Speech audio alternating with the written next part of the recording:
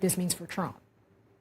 I think and hope that we can work together in a positive way. Do you think he deals with you differently because you're a woman? I have no idea. We'll see. Maybe now how he will deal with the Speaker of the House. I don't know if he knows how to deal with women in power and women with strength, but we'll see. Maggie, how ready is this president for this new dynamic? Not only is he going to be being challenged, he's going to be being challenged by Nancy Pelosi, a woman. I think he believes, and I think there are obviously reasons to question this strategy, but he believes that, number one, he does actually like Nancy Pelosi. In 2011, when he was considering running for president, one of the things that I wrote about was that he had written her one of his Sharpie notes on the New York Times front page when she had to become speaker, and it was, "Nancy, you're the best, Donald." And she had that framed somewhere. He sent it to her framed, and she had it in her office. He does think fondly of her. She's obviously got a very different opinion, I think, of him. I don't think he's prepared for any of this dynamic. He has told himself he will be able to work with her. The White House has tried without success over the last several weeks to divide Nancy Pelosi from Schumer and drive a wedge between the two. It's underestimating the degree to which Nancy Pelosi and Chuck Schumer are close, and it's overestimating the degree to which Chuck Schumer is going to want to have comedy with the president.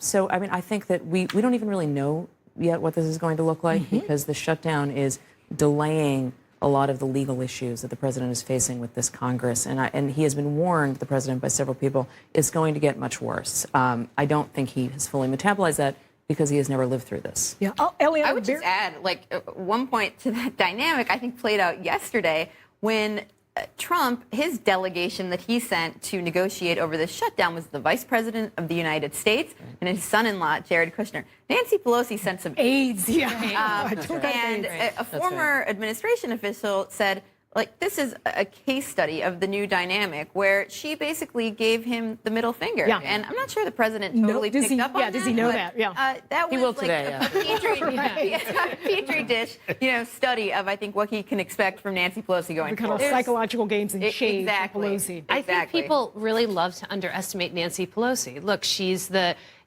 biggest enemy on the campaign trail, and everyone's didn't work very well. She's a liability.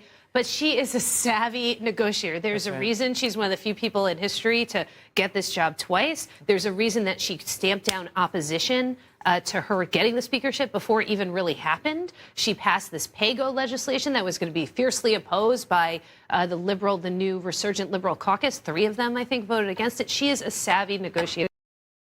And if underestimating her is a major mistake, and you just have to wonder whether the White House fully knows what they're getting. Mono, I want to quickly turn to something we saw very much on display on Thursday. The difference in the caucuses, a very diverse Democratic caucus and a caucus on the Republican side that was largely white and male.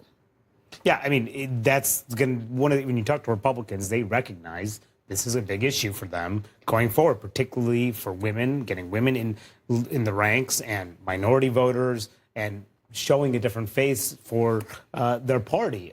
You notice that on the Senate side, they tried to make some changes to putting leaders, females, in key positions. Judiciary Committee, Joni Ernst, Marsha Blackburn getting positions there, bringing in Joni Ernst into the Republican leadership on the Senate side. They don't like that image of all old white men, and they're trying to do something to change it. We'll see. That could take some time. Liz Cheney in the House as well, getting that position, replacing Kathy McMorris Rodgers. So, obviously they recognize this is a problem. And it's something they've been working on in some ways over the last 30 years. We saw those numbers earlier. Hasn't really changed much.